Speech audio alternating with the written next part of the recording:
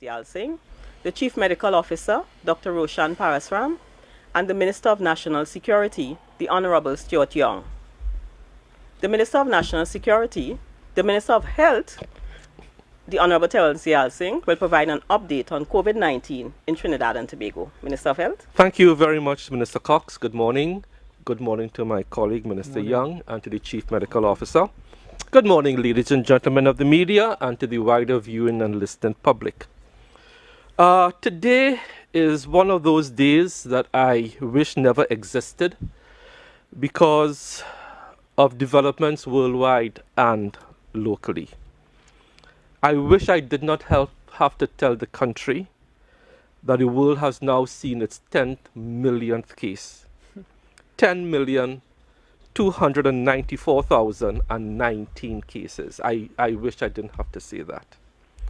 I also wish I did not have to say that over 500,000 people have now died. 505,459. As we move into the end of what might be the 5th month of this global pandemic, if you consider February to be the real start of the explosion of cases. I wish we didn't have to discuss these figures today. I also wish that as Minister of Health, I did not have to talk about the different industries that have not lived up to their word. But before I do that, I do want to congratulate those industries that were opened up that did live up to their word. The food industry, they have managed themselves well. Construction have managed themselves well. Personal grooming, they waited their turn and they opened up with protocols.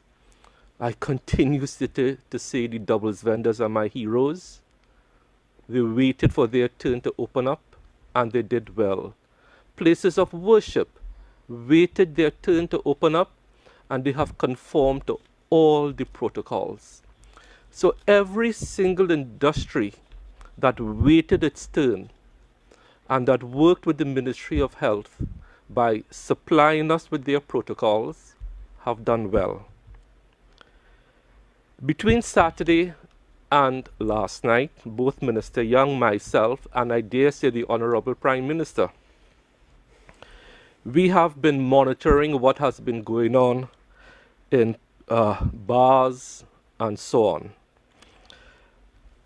Let me just give you a brief summary of what some of the United States of Florida, the US states of Florida and Texas have reinstated curbs on bars to battle a surge of infections.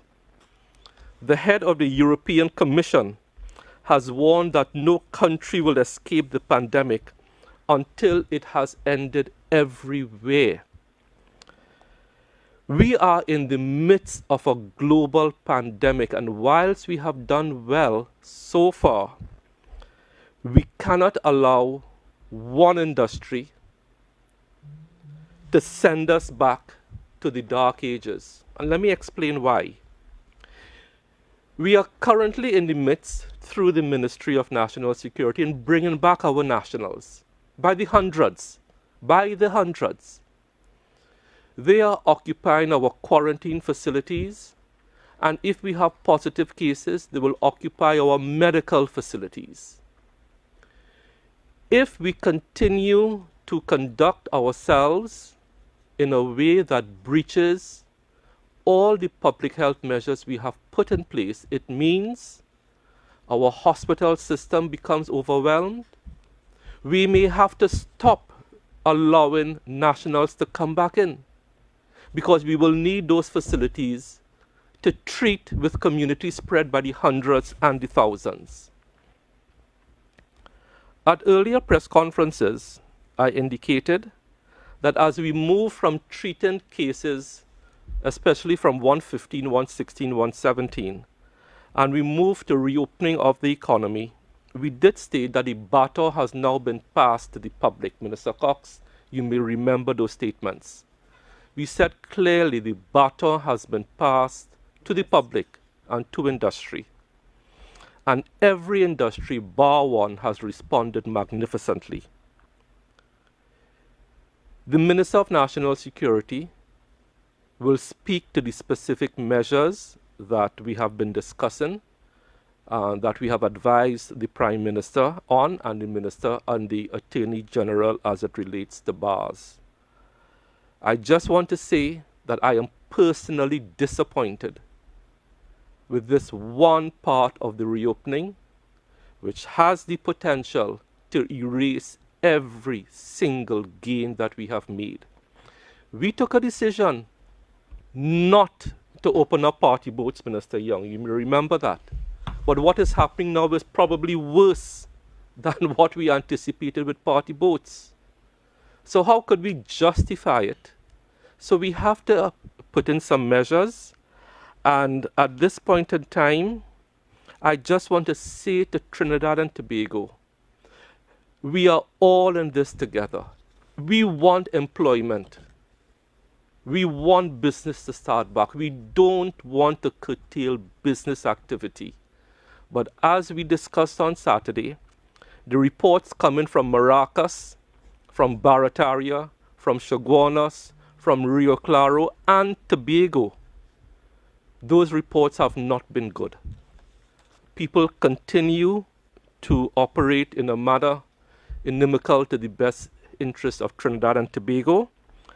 And as Minister of Health, I have advised both the Minister of National Security and the Prime Minister of what I think, on what we think as a collective can be done. So Minister Cox, I thank you for those few minutes, and I hand back over to you. Thank you very much, Minister. The Chief Medical Officer, Dr. Roshan Parasram, will provide us with a clinical update. Dr. Parasram. Thank you, Minister Cox. Honorable Ministers, members of the media, members of the viewing and listening public, the clinical update for today, Monday, the 29th of June, 2020 is as follows. The total number of tests done within the public sector, the university and Caribbean public health agencies are 4,969. Total number of unique patients tests conducted, 3,985. Total number of repeated tests thus far, 984.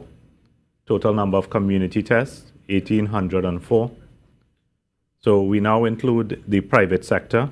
So total number of tests done as of the 26th of the 6th, which was last week Friday, 1,154, all negative. So that brings us to a total of 5,139 tests submitted between public sector and private sector. When we deal with the number of positive patients remain at 126. Total number of discharges stay at 109. Total number of deaths at 8. Within the hospital system, we have 9 individuals, all of whom came from the cruise ship Enchantment of the Sea, and they are currently housed at the Cora facility. 4 of those individuals are scheduled to be discharged, I believe, later on today, pending their final clinical details of this morning. In terms of our parallel system, we continue to have a total of 661 persons quarantined throughout the system. Beginning at the UE Debe Penal Campus, we have 42 individuals. At the Chancellor Hotel, we have 19. At the Takariva facility, we have no one at this time. In the Napa facility, where we have healthcare workers, there are 6 individuals. Home of football, we are now only 1 individual at that facility. In the UE Canada Hall, we were able to successfully decant the repatriated Jamaican students, and we now have no persons at that facility. The UE Freedom Hall remain with 46, and we are waiting the swab results later today. If they are all negative, they will be decanted as well. In the Cape Up Hotel, again, we have 48 nationals. On the MERS developer rig, we have 94 individuals. And the Vision on a Mission, Claxton Bay, there are 18. Just permit me a couple more minutes to go into a little more detail. I just want to read from a media release which we sent out on the 28th of June 2020 as it relates to the nationals, 293 nationals remaining on the Enchantment of the Sea. So the Ministry of Health, the Ministry of National Security, and the Port Authority of Trinidad and Tobago recently participated in a virtual meeting with representatives of the management of the Enchantment of the Sea cruise ship to discuss the quarantine status of the Trinidad and Tobago nationals on board the vessel. The decision was made in light of the 3 recent COVID-19 positive cases from this group, And out of an abundance of caution, on Tuesday, 30th June, our nationals on board will be allowed to disembark the ship and will be moved into a state quarantine facility on land. Just to note, the cruise ship has to leave Trinidad waters on that particular date.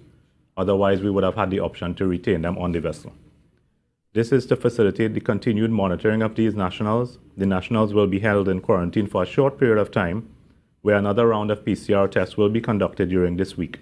Upon receipt and review of these results, a determination will be made as to when they can safely be reunited with their families.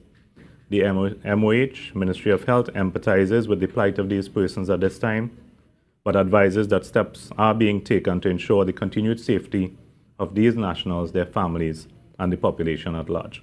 Minister Cox, that's my clinical update for this morning. Thank you very much. The Minister of National Security, the Honorable Stuart Young, will deal with the public health regulations and our borders. Thank you very much, Minister Cox. Good morning, Minister Dial Singh, CMO. It gives me no pleasure to have to attend today's press conference to deal with the first issue that I'm about to talk about, which Minister Dial Singh touched on and which the Honourable Prime Minister referred to very clearly over the weekend. That is the unfortunate behaviour of persons gathering at bars and outside of bars. We had one of the first steps that we took with respect to bars to stop congregation. Remember, this virus spreads by congregation and by contact. So what we're always trying to prevent is congregation and the risk of community spread. What we saw with the first weekend of bars being open, starting really from last week, Thursday, onto Friday night, Saturday night, and even up to yesterday, has greatly disturbed us.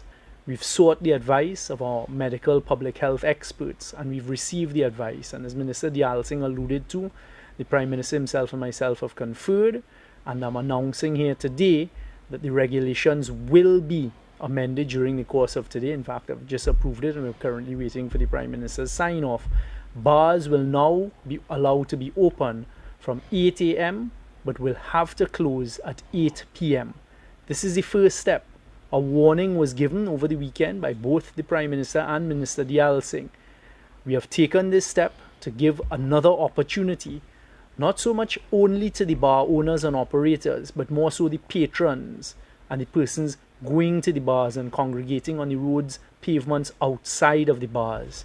So the first step is today we will roll back, and bars will now be required to close at 8 p.m. on a daily basis. They will be allowed to open at 8 a.m.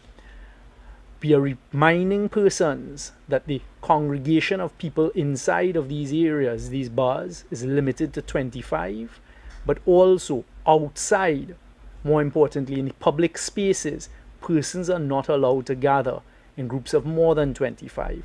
In my discussions, my daily briefing with the heads of security this morning, and in particular with the Trinidad and Tobago Police Service, the Commissioner of Police and one of the Deputy Commissioners of Police, we had certain discussions, policy directions were given, and you can expect the Trinidad and Tobago Police Service to do the necessary enforcement. In the first instance, they will ask bar owners, anyone who has more than 25 inside their establishment and they're not adhering to the Ministry of Health protocols for bars, they will be closed. Those persons who are outside, if they're congregating outside in groups of more than 25 and behaving in manners that give concern for public health and also public order, the police will warn persons. If they don't adhere, the police are authorized to close the various bars and other watering holes. The police have this power in law. When the police believe that there's a public health hazard, or they're moving to stop or prevent a breach of the law, and in this case the breach of the law is the congregation of more than 25 persons, or the public health measures that they believe there's a risk. The risk is there is still this virus, a deadly virus called COVID-19. The police have been instructed to enforce the law. So they will first of all give a warning, and if necessary, they will close down the various establishments that are found to be the genesis, the core of this type of activity of congregating. What we're asking bar owners to consider using is a last call system. So now that you know you have to be shut at 8, by 7:30, take the last orders and understand not in the typical Trinidad system of everybody rushing at minutes to 8. Get your drinks. People, we don't want to do these things. The bars are providing employment for a very important part of our population. But as we've said as a government from day one, we will take the necessary measures and steps and decisions and be decisive in doing so to protect the rest of the population. Trinidad and Tobago is very fortunate due to the decisions that were taken from us way back as January of this year, and we have prevented thus far, knock on wood, community spread in our country. But the behavior that we've observed taking place over the last 72 plus hours has given us great cause for concern, and today the decision has been taken to roll back. So bars will now be closed until 8 p.m. And a further warning, if we don't see a reversal of the type of behavior that has happened over the last 72 plus hours, the government will not hesitate to do what is necessary based on the advice that we get from our medical experts. Inside of these institutions, these entities falls under the control of the bar owners, so you will be held responsible. Outside, the Trinidad and Tobago Police Service, and on occasions with the assistance of the Defence Force, will not hesitate to disperse the crowds, and we're asking people to please be peaceful. Remember, this is for your own good. The behavior we saw of people congregating one on top of the other, talking loudly, the bodily fluids flying all over the place. We can't stand back and allow this to continue. So this is the first step of rollback that we're taking here today. We also warn restaurants who have bar licenses. Right now we're allowing you to continue to serve until 10 p.m. But if we see a continuation of behavior, or the behavior moves to these restaurants who have bars inside, we will also roll back on that category of persons. So the Trinidad and Tobago Police Service has been asked to enforce the law, and they will do so. And of course, if there's no improvement, the necessary action will be taken. The police will employ their powers, their common law powers, as well as their statutory powers to prevent any breaches of the peace. They have the laws of loitering, persons who are gathered outside. As we've seen, there was a video circulating of what went on in Barataria on Friday night. The police have been instructed and asked to uphold the regulations. This is for the protection of the population. There's the public health regulations, there's the public health ordinance, the laws of loitering, the laws of the police having a duty, a common law duty, to protect persons and to prevent the breaking of the law. I just remind Minister Dayal Singh touched on it a short while ago. In the current regulations, and it will not be changed today when we amend the regulations, parties are prohibited. What we've specifically said is party boats and clubs are not permitted to be open for business. The Commissioner of Police asked me this morning. He said a certain establishment in the west at 1 Woodbrook Place, which is a club, was open on Friday night. I reminded the police that according to the regulations, party boats and clubs are not permitted to be open. So again, remember, with every breach of the regulations, you are susceptible to a $50,000 fine, 6 months imprisonment. We've also gone on to say that public parties or public fetes are not permitted. Of course, public parties, public fetes in private places is captured by this legislation. So we're cautioning persons. We have made sure that is not a loophole. So that is how we're dealing with, in the first instance, the very troubling scenes that we saw over the last week, and in particular over the weekend, with the behavior of persons in their congregation outside of bars. The police service will enforce the law, and they have the full support of the government, who in fact are asking them to continue helping us to protect the population. The second issue I've come here today to discuss is with respect to our borders. As you all are hopefully more than aware right now, and to all of those who are looking on at other areas of the world, they always message afterwards to say they were looking on at the conference. These are the following guidelines.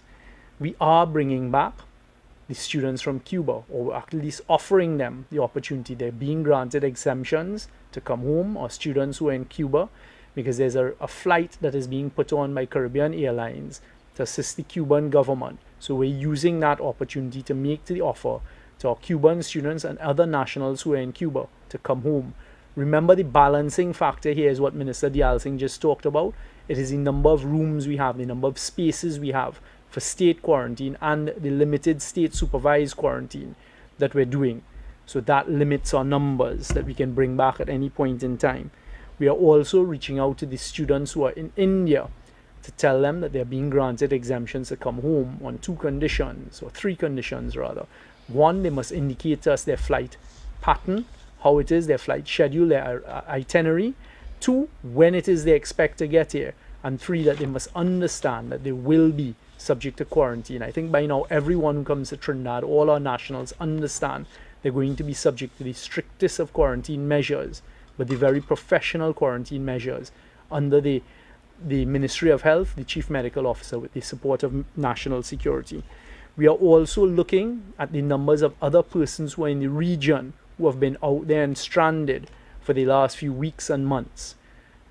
We have the dates that these people requested exemptions to come in. So we're going to do some exercises. I will be discussing with Caribbean Airlines how to carry out those exercises, or other private charter planes, to get back other persons in the Caribbean area as the next wave of persons we're bringing home. I am putting down a caution now. The Caribbean and some of our CARICOM sister countries are not going to be permitted as jumping points. Right now we have persons, there's a particular group of people, we granted them exemptions. They flew from the United States to another Caribbean island and they're waiting there to then jump across. We are not permitting other Caribbean islands that have taken decisions to open up their borders to international travel to be used as jumping points, as launching pads into Trinidad and Tobago. I think by now the population, the 1.4 million of us here in Trinidad, understand the benefit of the protection that the government has offered and succeeded so far in by protecting our borders and keeping our borders closed. So we're not going to be allowing persons who think they can just jump on flights, get there, and then come across to Trinidad through that route. We are also looking at our citizens, our nationals who are out in the United States, Canada, and the United Kingdom as the next big groups, and we're working those numbers. I'm collaborating with the Ministry of Health to work out the numbers and to see if there's any room for expansion. So what we will be doing is contacting people. We have a sort of priority listing system, and we'll be offering those persons, telling them, look, we're prepared to grant exemption. There will be an offer for state supervised quarantine, because some of them are in a position where they can pay for hotel supervised quarantine, and we're looking to expand that facility a little bit. And then that allows us, those of our nationals who we can take into the state quarantine, who will not be required to pay for their quarantine. It allows us to have a broader group. We are asking, we know how difficult it is for every single citizen. All of us, including the Prime Minister, Minister of Communication, Minister of Health, myself, and Cabinet colleagues, we are all affected. We all have family members who are outside of Trinidad and Tobago that we continue to be worried about. We understand how difficult it is for our citizens who went out and found themselves stranded with the closure of borders and then the global pandemic. All I can do is plead with you to continue to be patient. We are getting there. It is a very slow process based on the numbers that we can manage with the parallel healthcare system. This is a guiding factor. How many numbers can we manage with our parallel healthcare system? And that is the process that is currently undergoing. So we're looking to see if we can expand our quarantine facilities. What we're doing is, you all would have heard about the cruise ship and what the decisions taken yesterday. The Chief Medical Officer touched on it a short while ago. We're decanting those nationals, so they will be on Trinidad soil by tomorrow afternoon as we get them ready for another round of testing. This is not because we're looking at any group or we're victimizing any group. Quite the contrary. We were very concerned, so we took the decision a few weeks ago to allow the cruise ship workers to come in. But of course, difficulties have now presented themselves, and it would have been irresponsible of the government, with what presented itself to us on Friday and Saturday with some positive cases, for us not to take that last precautionary step and just do another round of testing with, with our nationals on the Enchantment of the Seas ship. They are going to be coming off the ship tomorrow. We will take them into facilities that we're currently preparing. We will do a testing that will be under the Ministry of Health and the Chief Medical Officer. hopefully by Thursday of this week. And once everything goes well and everyone is negative, or those who are negative, the CMO will then take a professional decision. Bear with us for these few more days. Could you all imagine the disaster that would have been if persons came off, went into the community, and then presented positive? We cannot pull it back once there's community spread, and we would be in difficult positions like we're seeing some of the most sophisticated countries in the world. Your government has been and will continue to take the necessary scientific and medical public health advice from our experts that will guide us. Thank you very much, Minister Cox. Thank you very much, Minister of National Security. Members of the media, the floor is now open. Remember to identify yourself and the media house you represent before posing your question. If you want to give as many of you an opportunity to pose questions to us, but that means in our limited time, we will have to give each media house a chance to get a maximum of 2 questions in. Once we have completed the pool and time allows, I will come back to you. So let us keep this in mind as we begin taking your questions. Newsday. Hi, good morning. Shane Super from the newspaper here. I have 2 really quick questions. The first one, I don't know if the National Security Minister or the Health Minister would care to weigh in. It has to do with the same issue with respect to the bars. I know on Sunday, the TNT Beverage Alcohol Alliance would have hosted a meeting with some similar stakeholders where they discussed and announced some measures they would put in place to regulate gatherings at bars and so on. And one of the measures would be to hold alcohol supplies from some of their bars. I just wanted to know from your perspective, do you think this is enough? Do you think it's sufficient to really treat with the issue, or do you think a more forceful approach from the stakeholders are needed to tackle this issue? And the second question can be answered by Minister Young, and it's with respect to the reopening of the borders. When the borders eventually reopen, whenever that is, do you know if the government has a specific process to receive visitors from countries? And if so, can you just give us an outlook or outline of that process if possible? Thank you very much, Mr. Superville. With respect to the first question that you asked, and in particular the bars, we listened very carefully to what was said by the stakeholders. We think it is a step in the right direction. We think it was a very mature and responsible action. But at the end of the day, our clear message here today is that the bar owners, the bar operators, and the patrons of the bar are ultimately those who are going to be responsible for how we go forward with this initiative. So listening to the beverage persons and them saying that they will withhold the supply of beverages, all that does, in our opinion, is it puts a little additional pressure on the bar operators to understand if there's continued to be a breach, and that is what the government is saying today with our rollback and closing of bars at 8 p.m, that we are prepared to take the necessary decisions with respect to the bars. Ultimately, it is up to the patrons and the operators of the bars. From our perspective, and certainly from the national security perspective, the advice is very, very clear. The Trinidad and Tobago Police Service is going to enforce the law. We are not going to prevent a few persons who decide to flout the regulations to spoil it for the rest of us and put us at risk. So if the bar owners and operators don't take the measures that they need to try and have a more responsible environment, and in particular, as I'm clear in saying here this morning, you can't simply say, well, the persons are outside on the pavement and you have no control. If they are coming into the bars to get their beverages and then going out, which is what we're seeing, we see you, the bar owner and operators, being the source. We see that if we close the bar, then it will prevent those congregations of people outside who are going to be in breach of the regulations once there's more than 25 of them. So let's see how it goes, but our position is very clear. We are prepared to do what we have to protect the population, but we don't want to affect all of those workers in the bars, all of those workers who just want to enjoy a quiet drink, whatever it is, but in particular to preserve the jobs of the bar owners. So do the best that you can. With respect to the borders, that is a very fluid position, and at this stage I can tell you, we are not looking at the opening of the borders right now. We're managing bringing back our nationals. Because if you observe, as we do, what is going on in some of the areas in the rest of the world, and in particular very close to us in South America and even in North America, is particularly frightening for us. And you all would be aware that the vast majority or a majority of our travelers would be coming from the United States when you open up that international travel. And that is one of the things that worries us. In Europe, you're seeing the same thing in the United Kingdom. The United Kingdom and the United States are two of the largest suppliers of the COVID numbers, positive COVID numbers on a daily basis. So we are doing everything, and we will continue to do everything to protect the population. Right now, we're just focused on getting our nationals home, not looking at the international travel. When we reach there, by then we would have all of the necessary protocols in place. But that is a massive risk that persons are taking, in our humble opinion. Thank you. 98.1. Good morning to the panel. Stephen Cummings, 98.1 FM. My two questions quickly, one for Minister Dayal Singh and the other for Minister Stewart, Minister of National Security. Okay, hold on.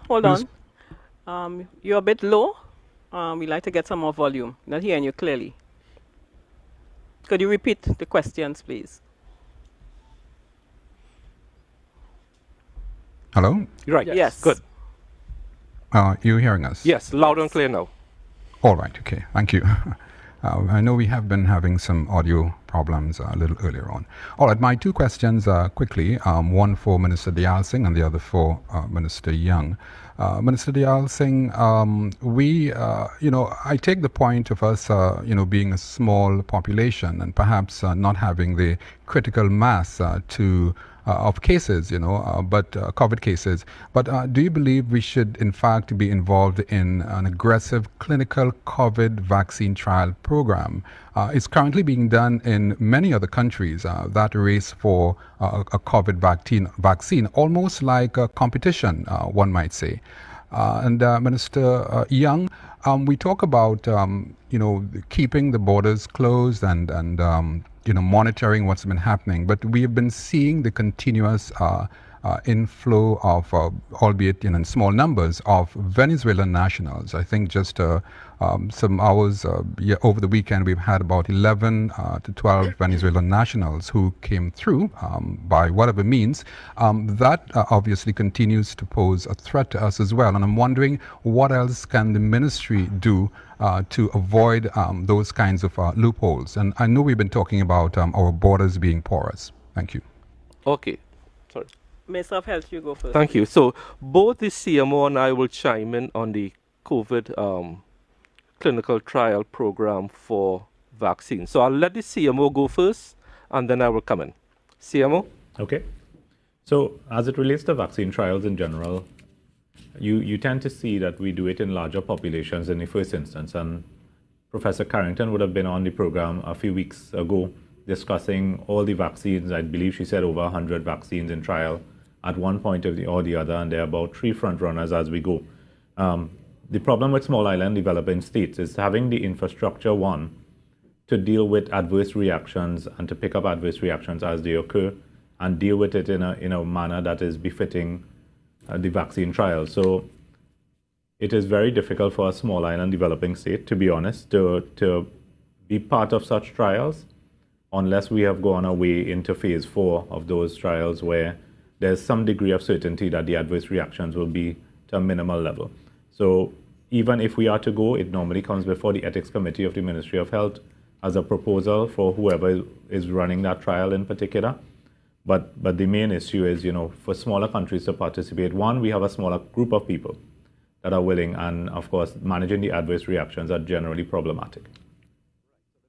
Chime in here from a policy perspective now. So you have gotten the clinical reasons why a small country should not participate in trials. From a policy perspective, I have to consider what happens if these trials or if these experimental vaccines produce fatalities. As happened in France about 10 years ago, the CMO might remember, there was a trial of a drug and it led to about 5 or 6 deaths. We have never done vaccine trials in Trinidad and Tobago because, one, our population is simply too small and the risk is too great to manage adverse events. Okay? So, Mr. Cummins, I hope that answers your questions. Minister Young. Thank you very much, Minister Cox. Once you're an island, you're always going to have a difficulty with your maritime borders. So I have to frequently smile when I hear people say, but I thought the borders are closed.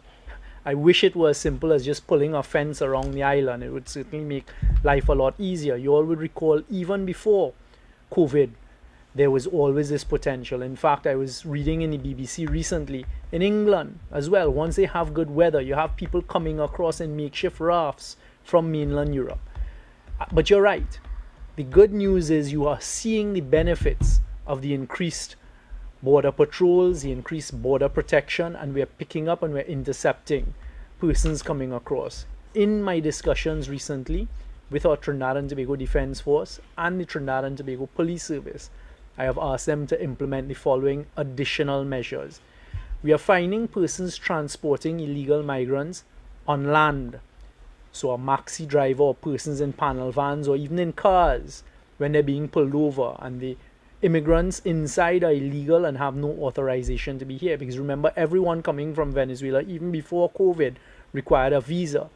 I have asked the Trinidad and Tobago Police Service to seek the necessary legal advice and to charge these persons or citizens who are being very irresponsible with human trafficking. So those persons who are harboring illegal immigrants, those persons who are transporting illegal immigrants on land in Trinidad and Tobago, we are looking at charging them criminally with human trafficking, aiding and abetting in human trafficking, and these types of things. Trinidadian citizens have to be responsible and know that if they are doing these things, there are consequences. We are using, to the fullest extent, or interceptors or ships or larger ships, as well as our coastal patrol, our coastal radar system, and the air guard, and they're being quite successful in intercepting people. Up to this morning, I was asking that the Venezuelan authorities are going to be making a repatriation this week with some who have been intercepted. We will continue to do all that we can in national security, but the additional measure now is I've asked for a more aggressive pursuit by law enforcement of the Trinidad and Tobago citizens who are part of this scourge of human trafficking and encouraging this irresponsible behavior. Those who are found going and coming across the borders, they are going to be charged with breach of the regulations.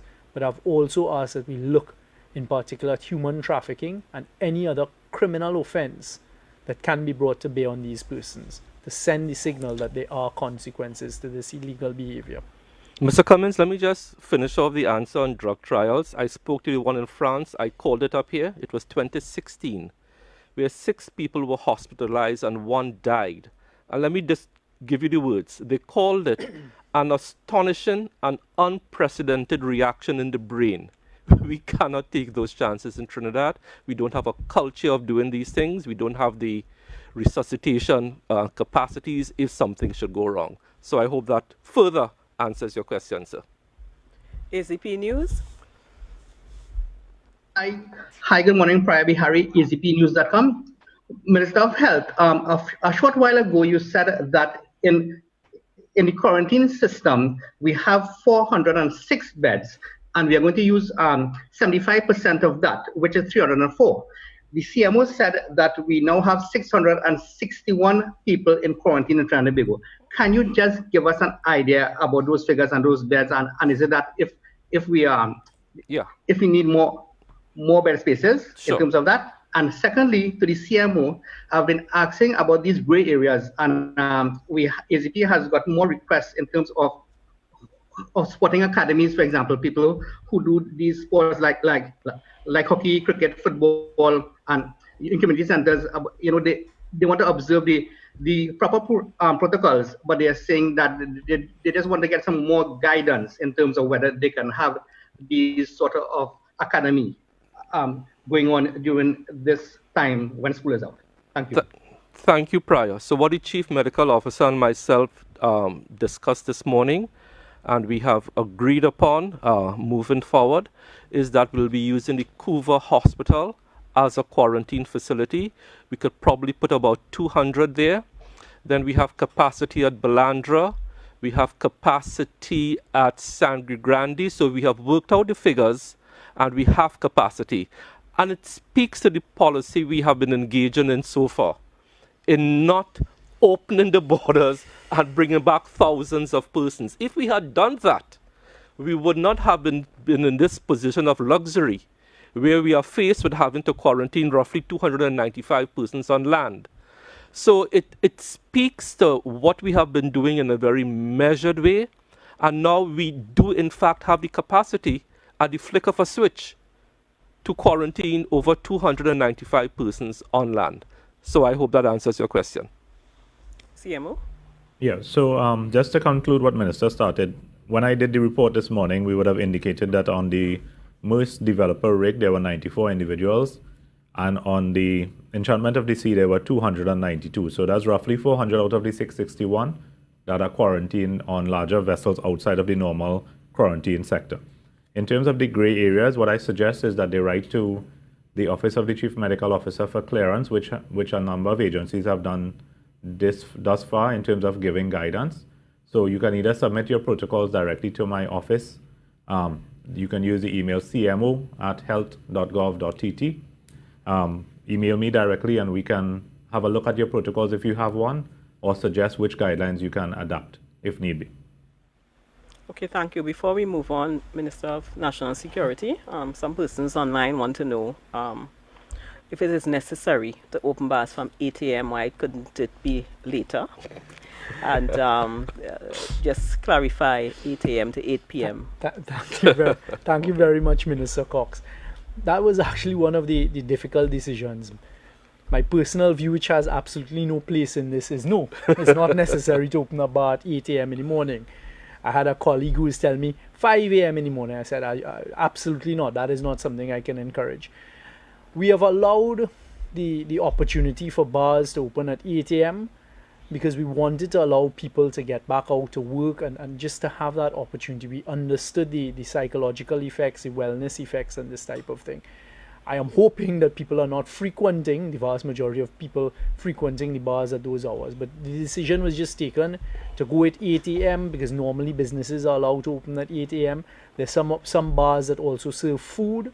So the feeling was okay. So from a breakfast time, where you have restaurants and bars, and they're more focused on the food side, etc. So it's one of those decisions that you take, and basically that was what is in the play. What I want to emphasize is what we're focusing on today and going forward is the closure of the bars by 8 p.m., that last call system, and we're pleased we will be continuing to monitor this very, very closely, and I hope we don't have to pull it back further, but we will if we have to. Just one more note on the closing time, Minister Young, because we discussed this.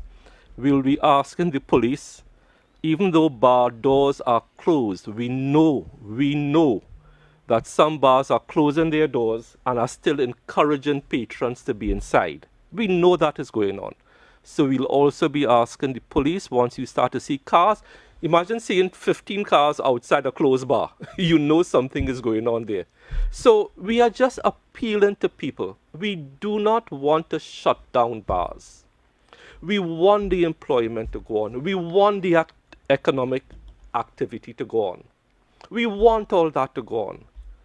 But this one industry out of all the industries are simply not adhering to the guidelines and playing their part in the national response. Minister Cox, if I may just add to that, what Minister Dialsingh has just described is very clear in law. If you are found in a bar after 8 p.m. from tonight, you will be charged by the Trinidad and Tobago Police Service. They have the ability to charge you under the criminal law in pursuance of this legislation, the regulations.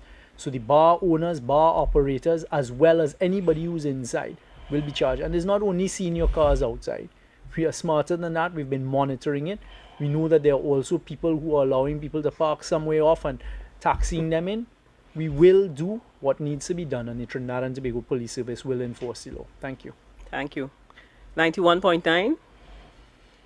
Hi, good morning to the panel. Morning, ministers. Good morning. Morning. Dr. Parasram, if I may, just based on what Minister Young just said about our challenges with controlling the borders, which means that we are susceptible to people coming from South America, where we've seen so much of growth in cases What does this mean in terms of our testing in particular? Because we're just under 1% of the population testing. Is our testing at a satisfactory kind of level? And looking at that border situation, if you could speak to that. And the second question I have is for Minister Young, in terms of immigration and people accessing immigration services to re-get their cards and regularize their status, because some employers have been looking to our Venezuelan immigrants for them to get the necessary paperwork in order for them to restart working. You know, how is that particular facility being dealt with at this time? Thank you. Mr. Young, would you go first, please? Okay, thank you very much. As we've indicated previously, the cards were running for a year. That has not as yet expired. The Prime Minister himself dealt with this a couple weeks ago, and the Cabinet is going to be taking a decision to extend this period of registration until the 31st of December. So those who are current card holders, they're good until at least the 31st of December of this year. Cabinet is going to give it further consideration, and the cards would not have started to expire as yet. Thank you. Dr. Parasram? Right. So in terms of, I don't know if there's necessarily a great link between the migrant population and testing capacity, because the Ministry of National Security has been doing very well in terms of, over the last few months, managing the borders, and we have actually seen a decrease, I suppose, in the number of people coming forward. Our testing has always followed the guideline that we would have tested once you develop symptoms.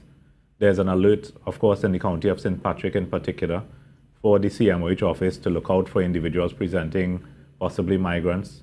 There's a national policy in place that we test and treat all persons, non-nationals included, for public health diseases or threats. So that is in place. We have the capacity to test more. So we have quite a large number of tests available to us.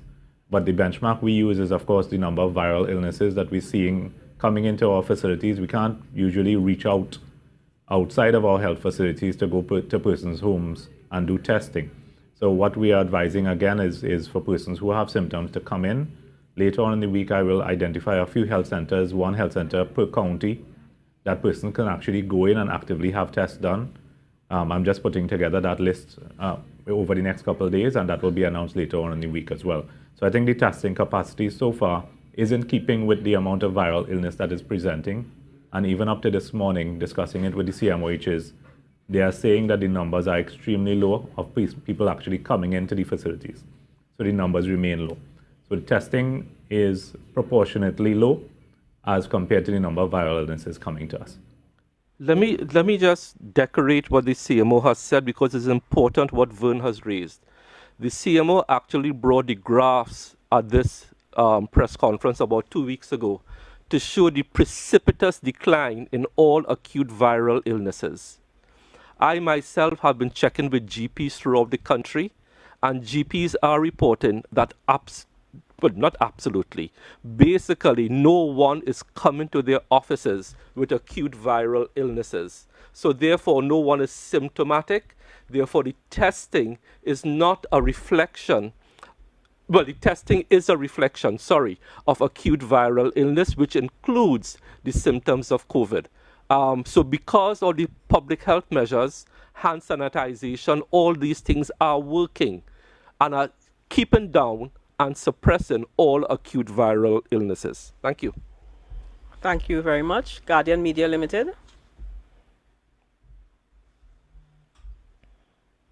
Hi, good morning, everyone. Rashad Khan, Guardian Media Limited. You all hearing me? Good morning. Yes. Yes, we're hearing you. Okay, great. So I have two questions. First, either the Minister of Health or the Chief Medical Officer. Would you be able to say which facility those who are quarantined on the Enchantment of the Seas are being transferred to? Because we have heard some concerns of these passengers saying that they would like to quarantine at home if possible, because they are concerned about sharing communal spaces. And I guess the whole Balandra situation is resting on their minds, where we had a large number of persons testing positive for the virus. They are saying that they feel they are in a better position because it's an amalgamation of the different crew members, and they were all very isolated from one another and those who would have tested positive, they believe would have had the virus from before, and they would not have had the opportunity to get it from these persons due to the isolated circumstances they were in. Okay, so I will start off with the policy prescription, and then the CMO will come in with the clinical justification. We ascribe and have been ascribing since day one that all quarantine be under state quarantine in state controlled facilities or in facilities where it is under the direction of the public health system. It is because of that, Rashad, it is because of that we have not had community spread. It is because of that people are safe. It is because of that our death toll is only 8. It is not the intention of the government at this point in time to go in contravention to the policies that have worked. We understand, we empathize, and we sympathize with those persons on that ship. We do. This is not the government trying to...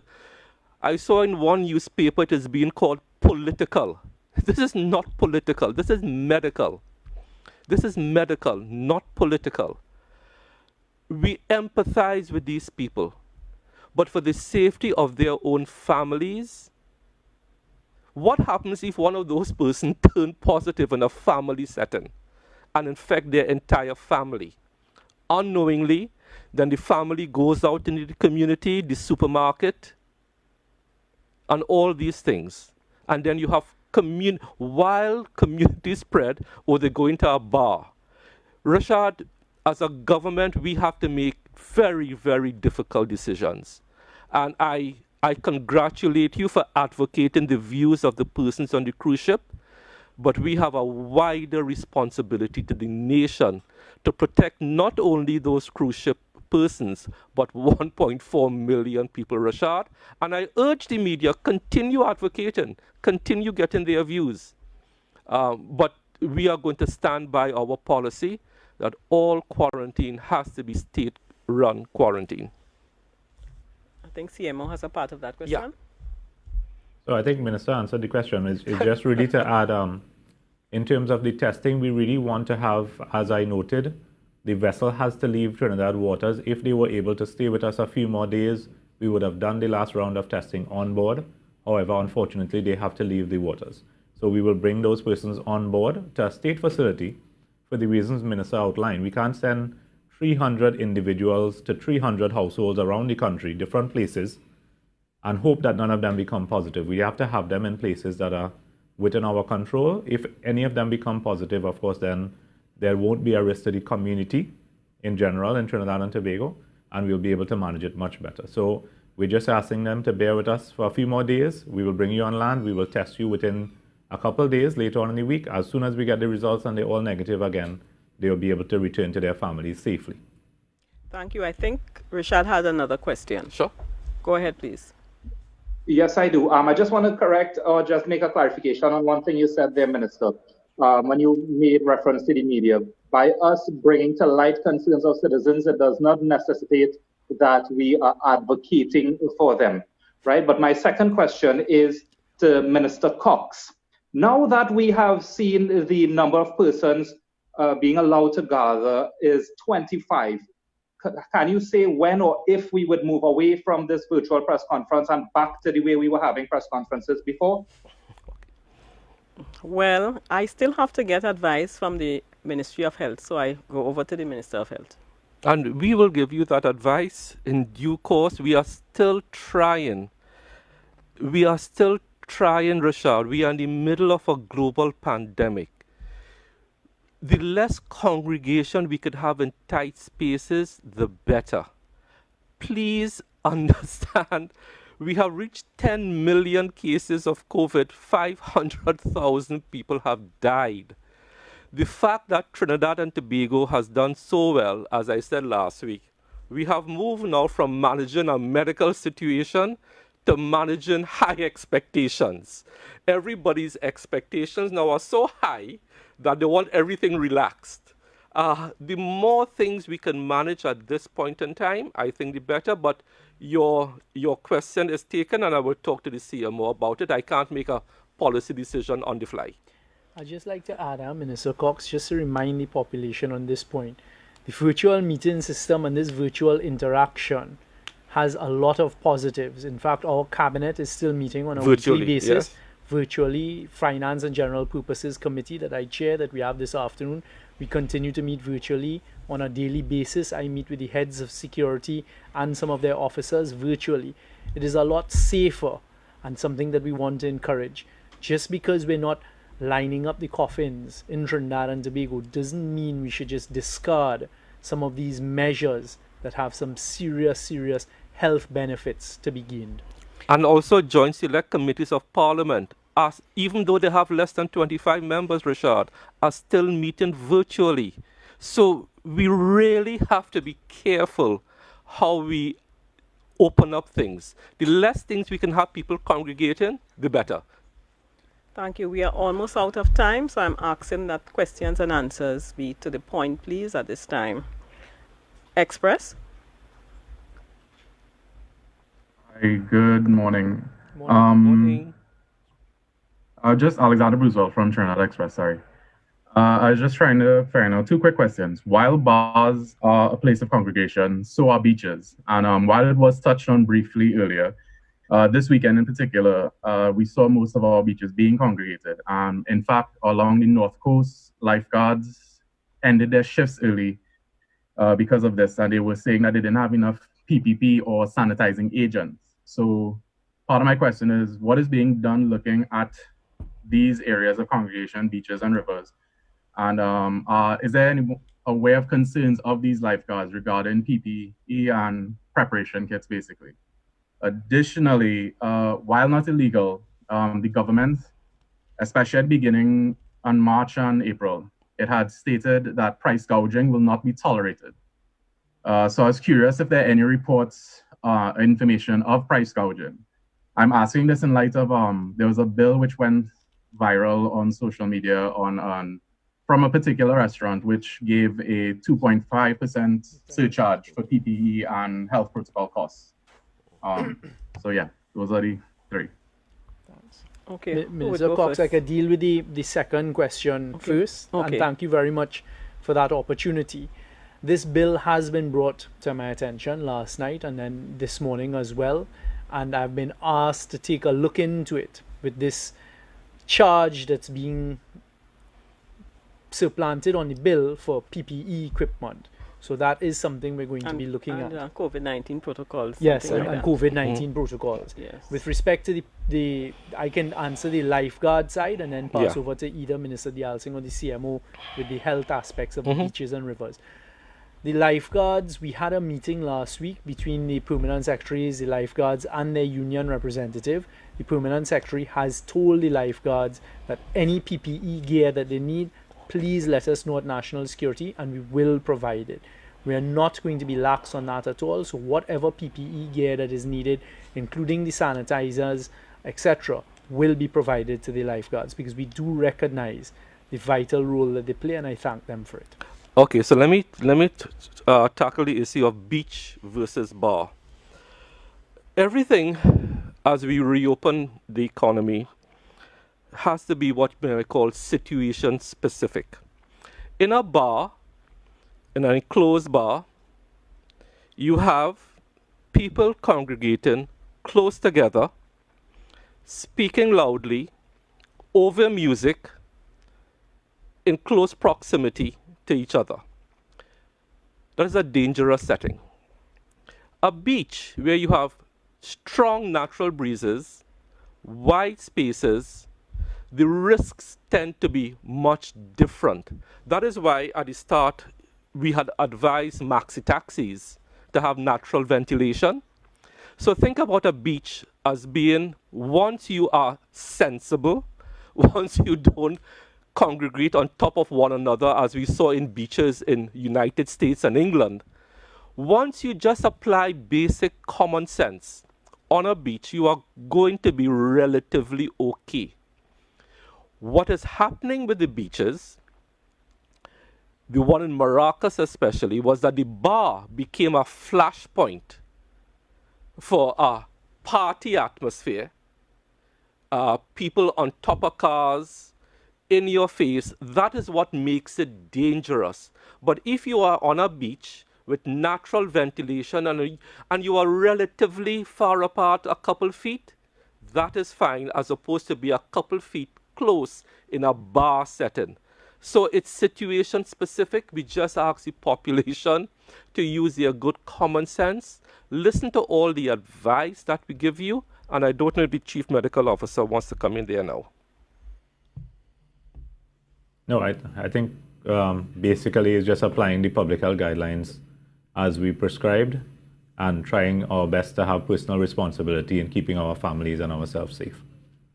Thank you. Tobago Channel 5.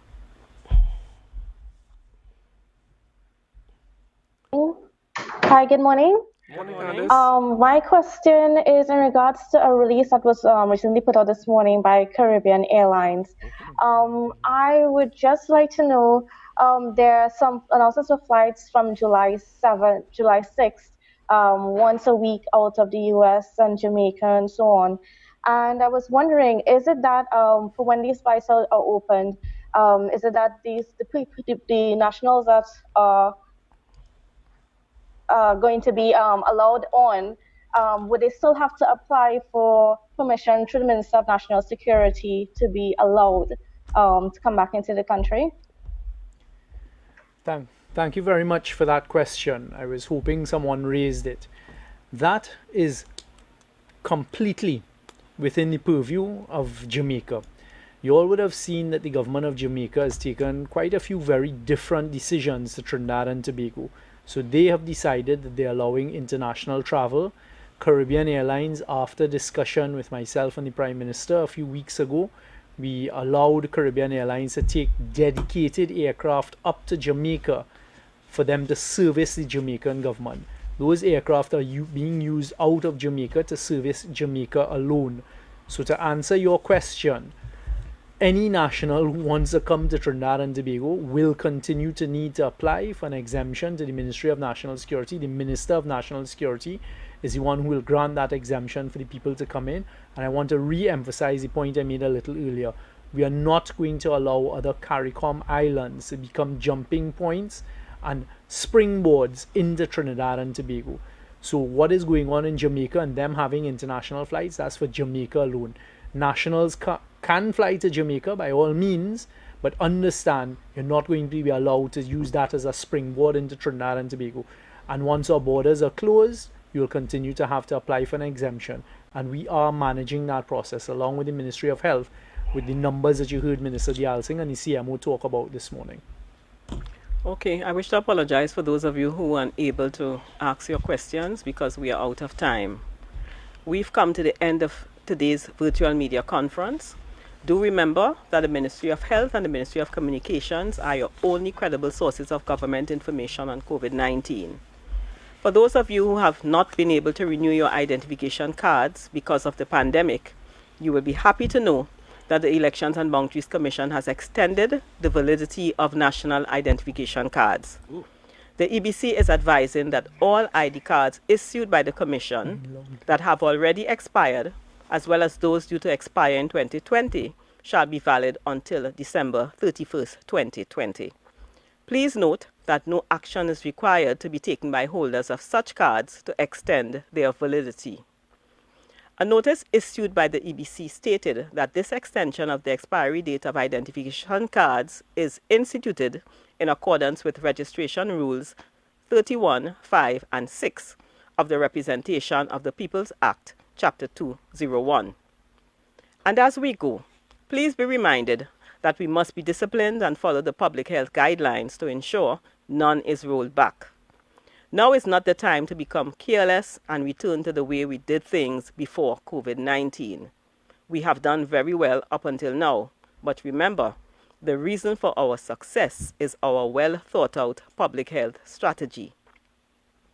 For those who frequent bars, I am appealing to you to desist from the irresponsible behavior we have seen. It is easy to get complacent, but COVID-19 remains a real threat, and to date, there is no cure for the virus. Let us keep Trinidad and Tobago healthy and safe. Please continue to keep your distance from each other. Wash your hands, cover your coughs, and avoid touching your faces. I also wish to remind you to wear a mask at all times. No mask, no service. I am Donna Cox, Minister of Communications. Thank you for joining us today as the government continues its efforts to keep the curve flat and beat COVID-19. Stay safe. May God bless